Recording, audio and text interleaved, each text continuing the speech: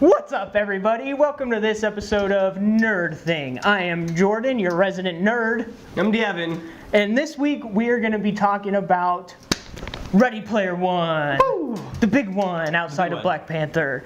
What are your initial thoughts, Devin? Oh, I really liked it. I really enjoyed it too, yeah.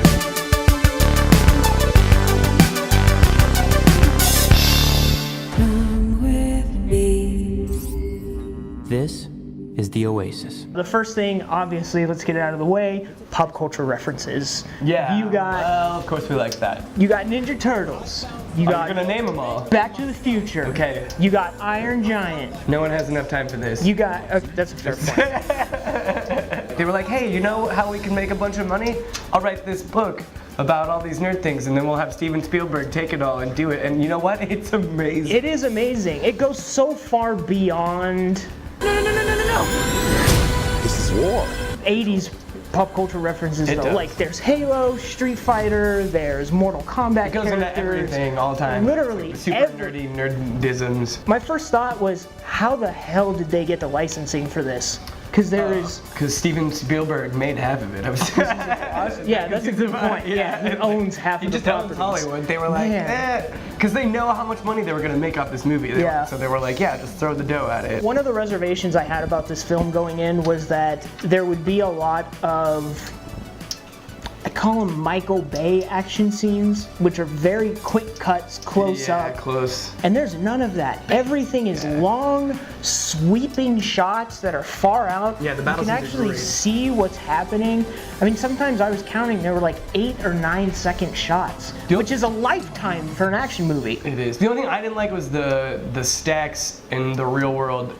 The real world seemed really small to me. It's like you shot that really tiny. Yeah, in it does. In the book, which I read or listened to by Josh Whedon, because I don't have time to read anything. And Josh Whedon's awesome. You should check it out. It just seemed like the real world was actually the real world, and in this they were like, oh hey, now we're driving back to the stacks. That was the only thing about the movie that really bugged me, was there wasn't a whole lot of separation between the real world and the Oasis. But I thought the scenery and the CGI and everything for the Oasis was lit. That Top was notch. lit. Yeah, Now so good. that's a good segue into my next topic of conversation, which is this his best movie? No. Yes. Why do you say yes? Because I think that the only reason it's not is because people tend to trivialize CGI effects as opposed to practical effects. Okay, but I just think on my end that some of his earlier movies were more creative and for me more engaging, you know, like Close Encounters.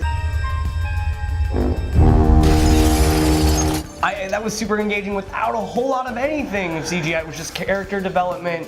And then everybody's gonna argue that Schindler's List is his best movie, you know, cinematic-wise. In terms of making me feel things, you know, feelings. You saying you don't have feelings? I had more fun watching Ready Player One. Exactly. Yeah, okay, yeah. Did you have more fun? Nobody goes to the movies to cry. Yeah. Is this the deepest movie? No. Is it the most? It's definitely a money-making movie for sure. It's fun. It's the funnest movie I've seen in years. They did make a ton of money. Like they made $53.2 million in ticket sales over the 4-day Easter weekend, and that's just in North America. Overseas audiences chipped in an additional $128 million. Yeah. China blowing that through the roof. It's like $200 million. It's $50 million a day. The main character, Ty Sheridan. He was Cyclops in the X-Men movies. Yeah, I think he did a great job. First class. Yeah, first class. He's you know, he's just nerdy enough. Can you feel this?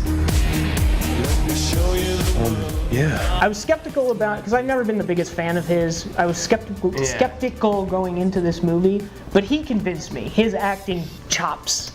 I was like, you know, 20 minutes into the movie, I was like, all right, I didn't Ty love Sheridan's him legit. as much as I love Simon Pegg being the curator. Okay, so let me get this straight.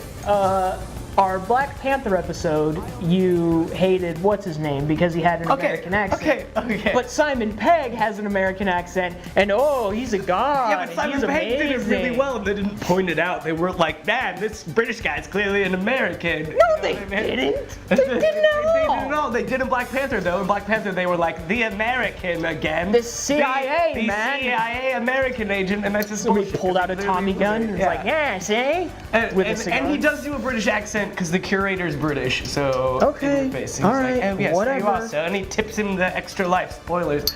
And and then on top of that, you guys, Mark Rylance was so good. Okay, so as Mark Halliday. Rylance makes this movie. Without Halliday in this movie and how Rylance played him, Just so good. this movie would have been. And he's arguably a really talented actor. He's amazing. So Halliday first appears on screen, and you're like, oh boy, they got a dude to play somebody on the spectrum. Oh man, this guy's nerdy. Yeah, he's very obviously autistic on some level.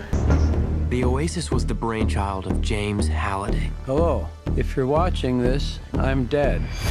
I created a hidden object, an Easter egg. And I'm like, oh man, this is not gonna be good.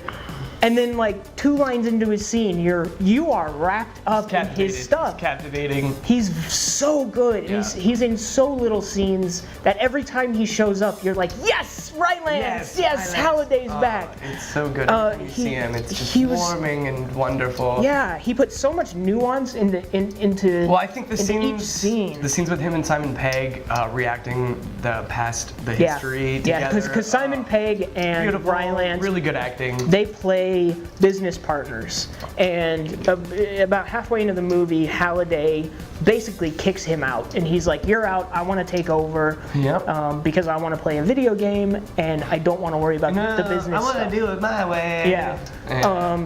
Which is always the case, and that's how you lose friends, people. Throughout the whole movie, you just hear, to stuff you've never seen. He's the head dude of all of. Just like Halliday created the Oasis. Gotcha. His character's Angarak in the Oasis. He's like, cool. I flipped out when the curator tipped him the quarter. Now, he actually gets the extra life differently in the book, but I was like, and my girl was like, whoa, what's that? And I'm like, I can't tell you. I'm too cool. Because I already read it. I read the book like a nerd. Like a nerd, and then it was better in your face.